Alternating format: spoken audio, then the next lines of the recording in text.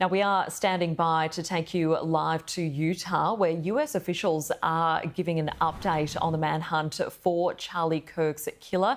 They are just approaching now. We did hear earlier US President Donald Trump reporting that the suspect is in custody. Let's take a listen. At today's press conference, we will hear from Governor Cox, FBI Director Kash Patel, and Sheriff Mike Smith. We also have with us Utah DPS Commissioner Bo Mason, Lieutenant Governor Deidre Henderson, FBI Special Agent in Charge Robert Bowles, and local and federal law enforcement partners. Following the remarks today, Governor Cox, Director Patel, and Commissioner Mason will take questions. Thank you.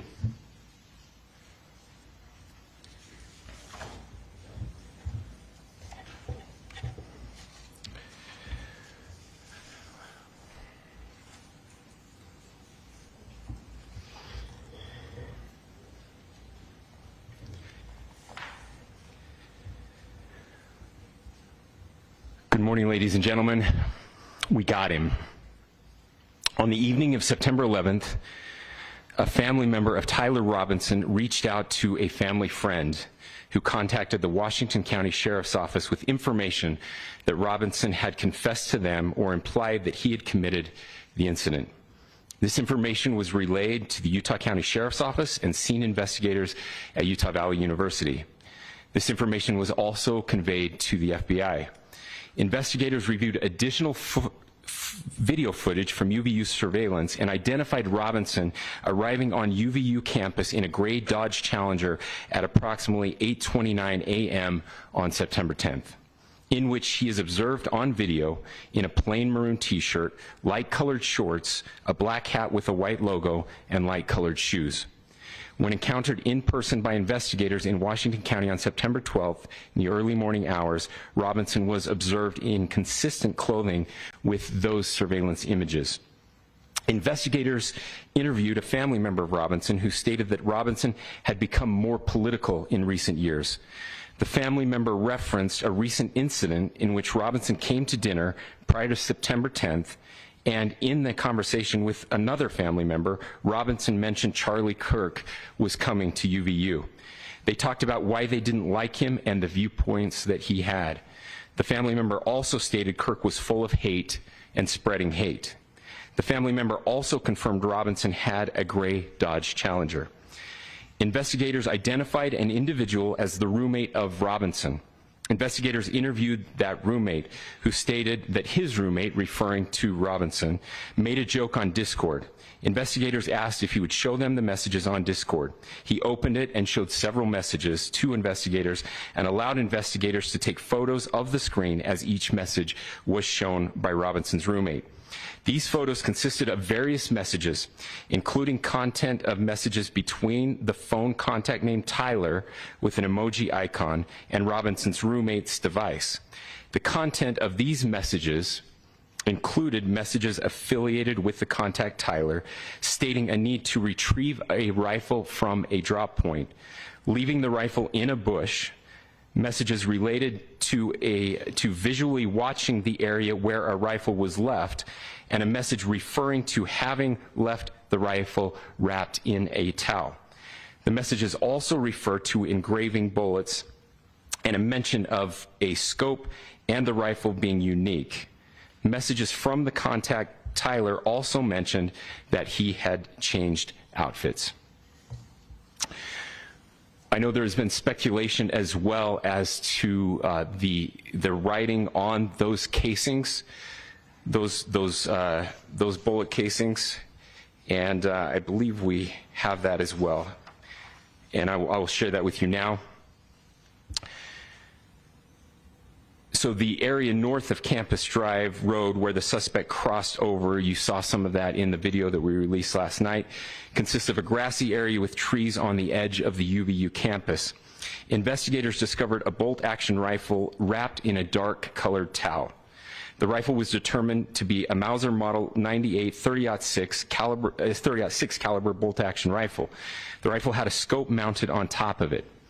Investigators noted inscriptions that had been engraved on casings found with the rifle. Inscriptions on a fired casing read, Notices, bulges, capital OWO, what's this question mark. Inscriptions on the 3 unfired casings read, "Hey fascist!" exclamation point, "Catch!" exclamation point. Up arrow symbol, right arrow and symbol, and 3 down arrow symbols. A second unfired casing read, "Oh Bella Chow, Bella Chow, Bella Chow, Chow Chow," and a third unfired casing read, "If you read this, you are gay, LMAO." We are indebted to law enforcement across the state who's worked seamlessly together, local law enforcement, state law enforcement, and our federal partners with the Federal Bureau of Investigation. We're grateful for everyone who worked together in such a short amount of time to find this person and to bring justice. I want to thank the public who has been so engaged, reviewing videos, helping us with sending in tips, and helping us get to this point. I want to thank the family members of Tyler Robinson who did the right thing in this case and were able to bring him into to law enforcement as well. I especially want to thank the family of Charlie Kirk, Erica, Charlie's parents, his children. I want us to be thinking of them as we bring justice in this case. They will be involved in that justice. We will be working very closely with them as we move through this process as well. This is a very sad day for our country, a terrible day for the state of Utah, but I'm grateful that at this moment we have an opportunity to bring closure to this very dark chapter in our nation's history. With that, I will now turn the microphone over to the Director of the FBI, Kash Patel. Thank you, Governor. This is what happens when you let good cops be cops. The FBI and our partners are proud to stand here today together to bring justice to the family of Charlie Kirk and honor his memory. I want to express my deep gratitude to President Trump, the Vice President, and the entire White House who have been so incredibly supportive with both resources and just personally to the FBI as a team. They had our backs the entire way, and I just want to express my gratitude for giving us the resources we need to operate in this space to bring this sort of justice at this sort of speed. In 33 hours, we have made historic progress for Charlie. Governor Cox, our partnership has been absolutely incredible these last few days. Our partnership will endure. Your state and local partners, your sheriffs, your DPS community has been unbelievably impressive in the hardest of times. And a case like this cannot be solved, cannot be brought without partnering with your state and local authorities. The FBI has a certain role to play, and we will play that role, and we will lead out for the federal government. But Governor Cox, we are so grateful for your state partnership that led out on this investigation. A little bit of the timeline. Charlie was shot at 12:23 p.m. on Wednesday. The first FBI agents arrived on scene in 16 minutes with chiefs of police at 12:39 and secured the scene. The FBI immediately launched fixed-wing assets. We utilized these assets to transport personnel, specialty technicians, hostage rescue teams. We also utilized these assets to go back and forth from the East Coast and here in Utah to transport forensic evidence and other evidence that will be analyzed and is being analyzed at our FBI laboratories in Quantico and other laboratories, including the ATF. At my direction, the FBI released the first set of FBI photos of the suspect at 10 a.m. local time on 9/11. Then, shortly thereafter, the FBI reward of $100,000 was released at 10:45 a.m. local. Myself and Deputy Director Bongino arrived on the scene at approximately 5:30 p.m. on 9/11. The governor led a press conference last night at approximately 8 p.m. where at my direction, the FBI released a never-before-seen video of the suspect. We also released new images to the public of the suspect. And just last night, the suspect was taken into custody at 10 p.m. local time. In less than 36 hours, 33 to be precise, thanks to the full weight of the federal government and leading out with the partners here in the state of Utah and Governor Cox, the suspect was apprehended in a historic time period. And I want to highlight what Governor Cox said. This would not have been possible without you, the media, and you, the public. That's why we went so public, so fast, and we're so transparent, and we're committed to that transparency. The crime scene, just a little bit there. It is a large crime scene. State and local authorities, along with federal authorities, processed that crime scene quickly. And I even had the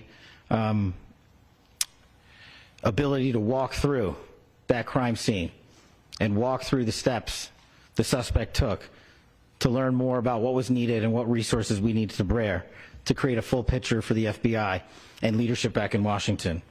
Furthermore, thankfully to state and local partners, forensic evidence has been seized and continues to be garnered. Forensic evidence has already been evaluated at FBI laboratories in Quantico and state and local authorities here. We will continue to process evidence as we see it, as we collect it, and we will continue to deliver it to Governor Cox and his team.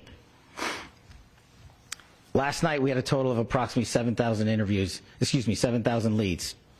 As of this morning, thanks to your great work, we have over 11,000 leads that were called in to the FBI. And we are running out every single lead that we can. Every one of those leads will be run out. The arrest is a testament to the dedication of good law enforcement being great and partnerships in law enforcement, which I've tried to highlight as my tenure as the director of the FBI. There is no better relationship for law enforcement than the FBI to partner with state and local authorities, and you've seen it here in these last few days. The FBI Salt Lake Field Office, along with our offices in LA, Phoenix, Denver, San Antonio, Las Vegas, Pittsburgh, Buffalo, our headquarters component in Quantico, all participate in the FBI. I want to express my deep gratitude to the employees of the FBI, the men and women, the evidence response team tacticians, the special operators, the agents, the support staff. You have done monumental work in historic time when the public, who had a right to demand such an expeditious solving of an investigation, the FBI answered that call diligently, critically important to our nation, and we delivered. And I'm proud to be their leader, and I'm proud to be the director of the FBI. This is very much an ongoing investigation, as the governor said, and we will continue to work with state and local authorities to develop the investigation, to provide them the evidence they need for their ongoing prosecutions, and we will be here to answer every call they absolutely have, as long as it takes, for as long as we need to find and apprehend whatever suspects were involved in this crime. Lastly, to my friend Charlie Kirk, rest now, brother. We have the watch, and I'll see you in Valhalla.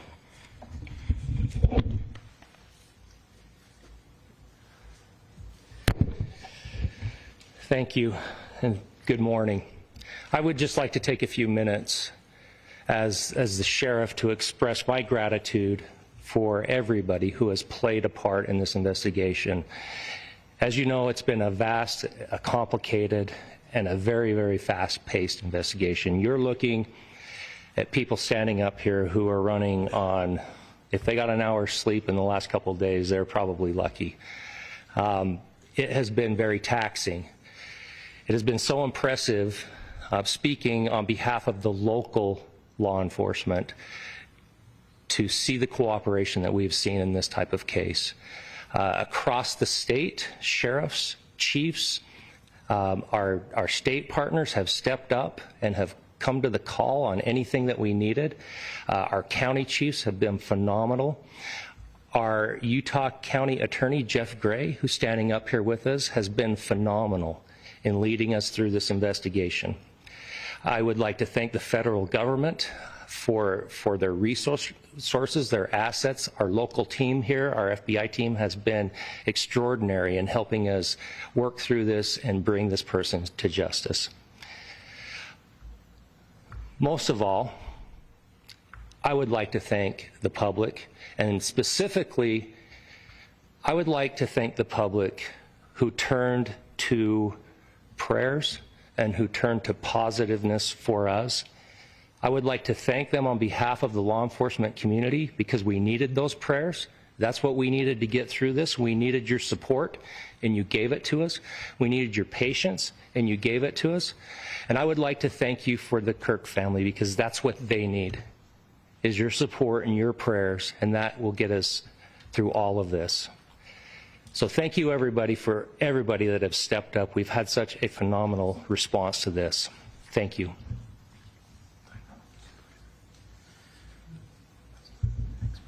I also want to give a special thanks to the Attorney General and the Department of Justice. Their unwavering support and their commitment to justice is shown true here. And without AG Bondi and Deputy Attorney General Todd Blanche and the resources they brought to bear, we would not have been able to complete our mission. And I just want to say special thanks. It's an honor to be a part of the Department of Justice.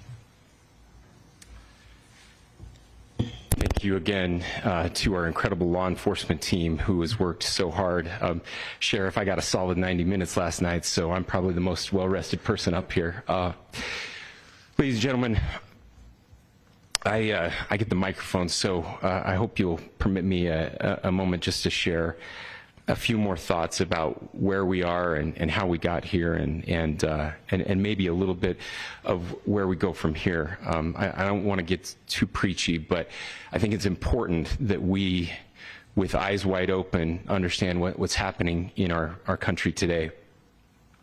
I've heard people say, well, why are we so invested in this?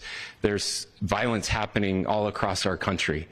And violence is tragic everywhere, and every life taken is a child of God who deserves our love and respect and dignity. This is certainly about the tragic death, political assassination of Charlie Kirk, but it is also much bigger than an attack on an individual. It is an attack on all of us. It is an attack on the American experiment. It is an attack on our ideals. This cuts to the very foundation of who we are, of who we have been, and who we could be in better times. Political violence is different than any other type of violence for lots of different reasons. One, because in the very act that Charlie championed of expression, that freedom of expression that is enshrined in our founding documents, in having his life taken in that very act, makes it more difficult for people to feel like they can share their ideas, that they can speak freely.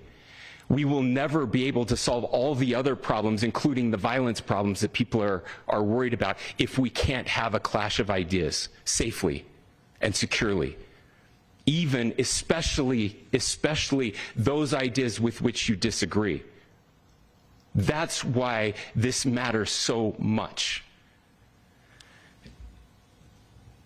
Over the last 48 hours, I have been as angry as I have ever been, as sad as I have ever been. And it was, as anger pushed me to the brink, it was actually Charlie's words that pulled me back. I'd like to share some of those.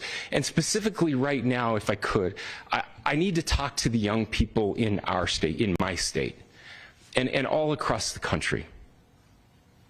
As President Trump reminded me, he said, you know who really loved Charlie? The youths. And he's right.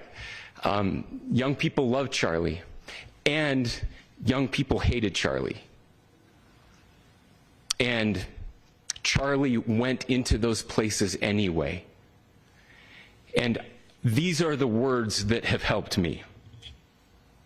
Charlie said, when people stop talking, that's when you get violence. He said, the weak can never forgive. Forgiveness is the attribute of the strong. The only way out of the labyrinth of suffering is to forgive. Welcome without judgment, love without condition, forgive without limit. He said, always forgive your enemies. Nothing annoys them so much. A few months ago, I referenced this last night. Charlie posted to social media, when things are moving very fast and people are losing their minds, it's important to stay grounded. Turn off your phone, read scripture, spend time with friends, and remember, internet fury is not real life. It's going to be okay. He again said, when you stop having a human connection with someone you disagree with, it becomes a lot easier to commit violence. He said, what we as a culture have to get back to is being able to have a reasonable agreement, where violence is not an option. Now, again, to my young friends out there, you are inheriting a country where politics feels like rage. It feels like rage is the only option. But through those words, we have a reminder that we can choose a different path. Your generation has an opportunity to build a culture that is very different than what we are suffering through right now. Not by pretending differences don't matter, but by embracing our differences and having those hard conversations. I think we need more moral clarity right now. I hear all the time that words are violence. Words are not violence. Violence is violence. And there is one person responsible for what happened here, and that person is now in custody and will be charged soon and will be held accountable. And yet, all of us have an opportunity right now to do something different. I want to thank my fellow Utahns. This bad stuff happens, and for 33 hours, I was praying that if this had to happen here, that it wouldn't be one of us, that somebody drove from another state, somebody came from another country. Sadly, that prayer was not answered the way I had hoped for, just because I thought it would make it easier on us if we could just say, hey, we don't do that here. And indeed, Utah is a special place. We lead the nation in charitable giving. We lead the nation in service every year. But it did happen here. And it was one of us. But I want you to look at how Utahns reacted the last 2 nights. There was no rioting. There was no looting. There were no cars set on fire. There was no violence. There were vigils and prayers and people coming together to share the humanity. And that, ladies and gentlemen, I believe is the answer to this. We can return violence with violence. We can return hate with hate. And that's the problem with political violence, is it metastasizes, because we can always point the finger at the other side. And at some point, we have to find an off-ramp, or it's going to get much, much worse. But see, these are choices that we can make. History will dictate if this is a turning point for our country. But every single one of us gets to choose right now if this is a turning point for us. We get to make decisions. We have our agency. And I desperately call on every American, Republican, Democrat, liberal, progressive, conservative, MAGA, all of us to please, please, please follow what Charlie taught me. I'll just conclude with words I share often from a friend and author, Yuval Levin, who was asked if he was optimistic about our country. And he said, I'm not optimistic. He said, I hate optimism. Like, that sounds bad. But he said, optimism is a vice. It's this idea that good things are just going to happen. And he said, in the history of the world, good things have never just happened. He says, I'm not optimistic, but I am hopeful. And Hope is the virtue that sits between the vices of optimism and pessimism. Hope is the idea that good things are going to happen because we can make them so. I still believe in our country, and I know Charlie Kirk believed in our country. I still believe that there is more good among us than evil. And I still believe that we can change the course of history. I'm hopeful because Americans can make it so.